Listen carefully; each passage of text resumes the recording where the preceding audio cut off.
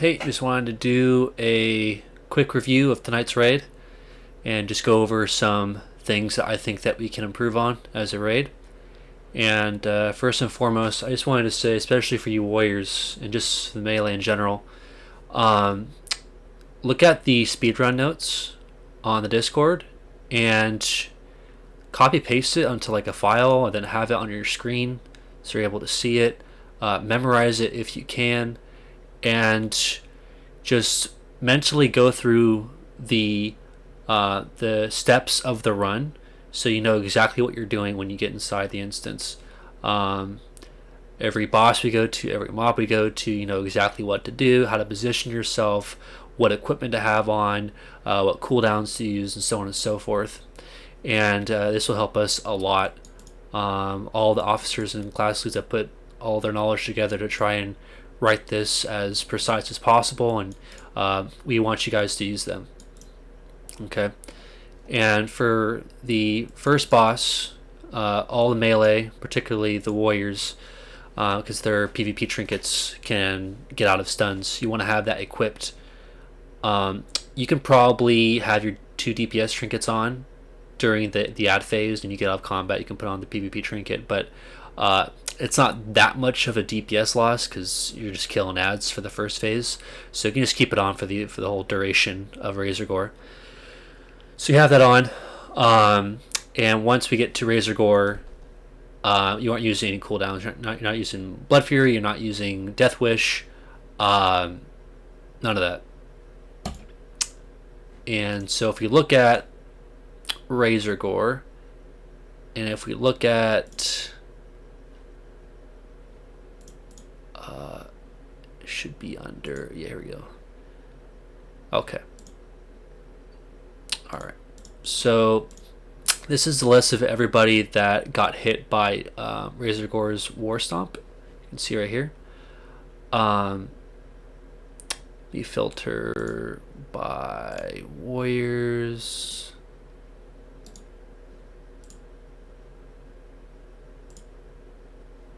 Okay. So all of you got hit by the War Stomp. Only these amount of people used their PvP trinket when they got War Stomped. I should see every single one of you. If your name isn't listed, I'm not going to name names, but if your name is listed here and it is on this list, there's an issue. You need to have that PvP trinket on so you're able to get it out instantaneously after the War Stomp goes out, and you can start DPSing the boss. That's a long stun of doing no damage to the boss. So he only does it once. We kill the boss so fast. He only does the War Stomp once. So you need to have your trinket up for that particular ability. And that's Razor Gore. Just going off of the notes here. Veil was pretty standard. There wasn't any issues, I think, of just looking at cooldown usage.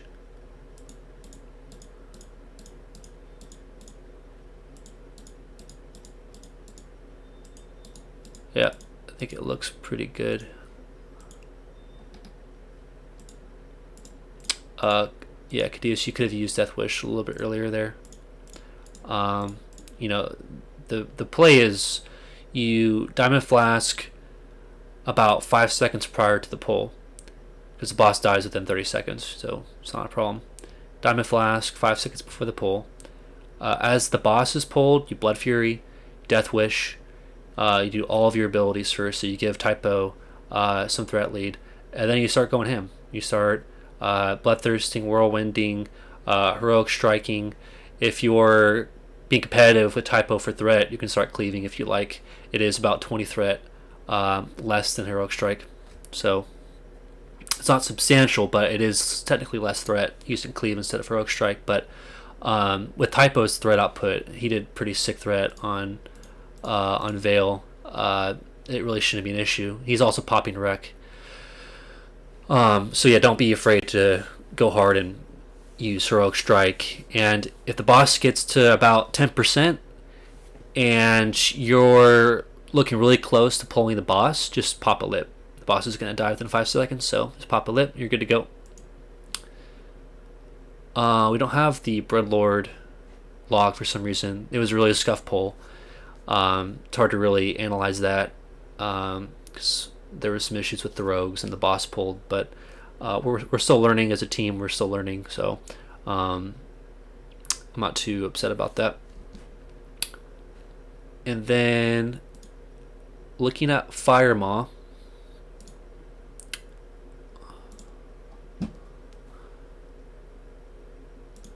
Let's see here.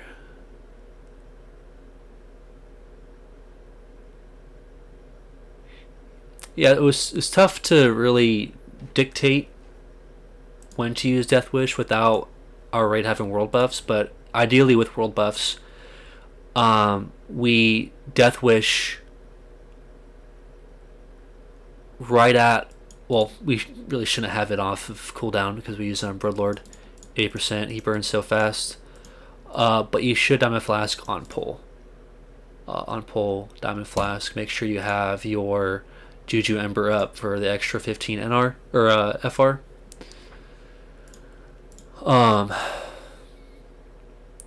The techies were pretty good today. I like the change that we had. Instead of doing the ice blocks, we just have some mage pull it down, and you have a warrior go in, sapper move around the techies, and we all dynamite them down. I think it's a pretty solid strat. I like it. Ebonrock, I didn't see any issues there. You should have used Death Wish on the chromatic packs before. Yeah,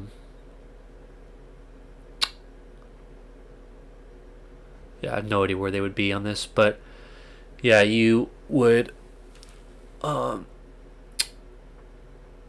Death Wish on the chromatic packs with Faps, so you wouldn't have Death Wish up for Ebonrock.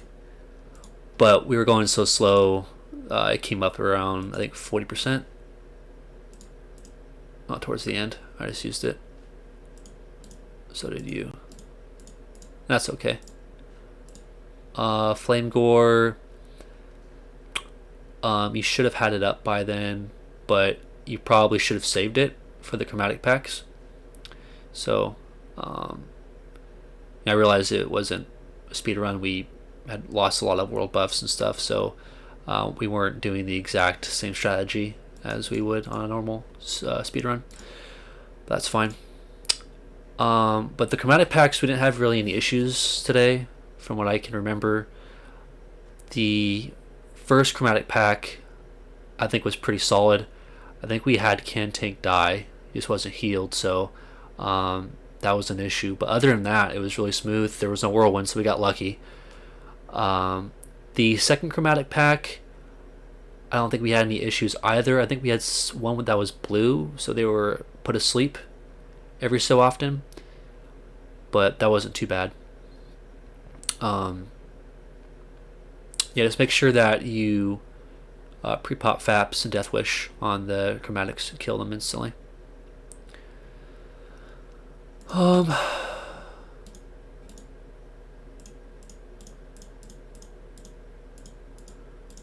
For Chromagus, make sure you are Death Wishing about 35-40%. The boss will die. We're saving Wreck for Nefarian. Nefarian, you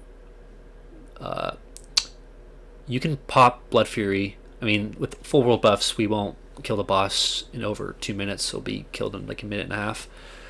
But yeah, you want to have Diamond Flask equipped, and you want to pop a Diamond Flask at around 70-80%.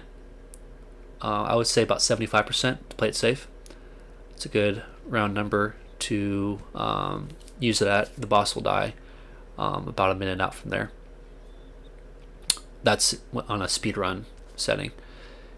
And you want to Death Wish at around 40% and the wreck at 20%. And just nuke the boss down. You could probably, if we're in the full speed run, you could probably pop Death Wish a little bit earlier, like 42%. You would probably have enough time, because Wreck phase, he's just gonna die like super quick. But also some things I wanted to talk about. You know, Johnny and I already mentioned it. was just SUNDER uptime was really poor today. Not only for Blackwing Lair, but also for MC. And I know a lot of you guys are new to playing the warrior class. I just can't stress this enough. You know, using Sunder Armor is the highest DPS first global you can use as a warrior. Getting 5 stacks of Sunder Armor is essential for doing the maximum amount of damage to whatever you're hitting. And you want more damage, right? It's a DPS warrior. And you know, you have all these people picking up your slack down here for not Sunder armoring. So if you guys can Sunder armor more, get up to like maybe 30 Sunders, these people won't have to Sunder as much. You know, Tachi's doing 96 Sunders, you know, your Kishi's doing 82. If you're doing 40, he's only doing 42. So he's able to use his other globals for Bloodthirst or for Whirlwind. So you're increasing his DPS too by Sundering. So please, please, please learn now to Sunder Armor. And make sure your Sunder Armor keybind is somewhere that is easy to hit. You know, it's not like Control 10 or something. You know, make sure it's somewhere visible on your keybar, and you're able to hit it at an effective rate. So please, and I can show you MC. This is for trash as well, and this is just not right. It really isn't. And this is the biggest improvement I want to see from the alt warriors, is knowing and learning how to Sunder properly. Like, it helps the array out so much, and it just pains me to see mobs that are at like 30% and they only have 3 Sunders up. Like, that needs to be changed now. And I really don't want to be talking about Sunders, because I've been talking about that for literally months. And not just me, but you know, Johnny, Typo, all the melee leads talk about this all the time. So I'm really done talking about it, and I don't want to do one-on-ones and call you out. I hate doing that. You know, I don't want to belittle you. I don't want to berate your ears with something so simple. And MC was good tonight. We had a lot of trash deaths, but overall it was good pace. I don't know how fast we cleared it, but it was about an hour run. It's not bad. Not bad. With that said, I don't have anything else on my mind besides that. Just please make sure that you take a screenshot of these notes, you put it on a Paint document, you're able to have it on your second monitor, so that when you go into Blackwing Lair, you have all the notes right before your eyes. You're able to know what to do at any given point of the instance, okay? And if you have any questions, feel free to reach out to me. I can do a personal one-on-one review of your logs if you want help improving as a warrior. I'd be more than happy and more than willing to assist you in that. So with that said, I'll wrap it up here.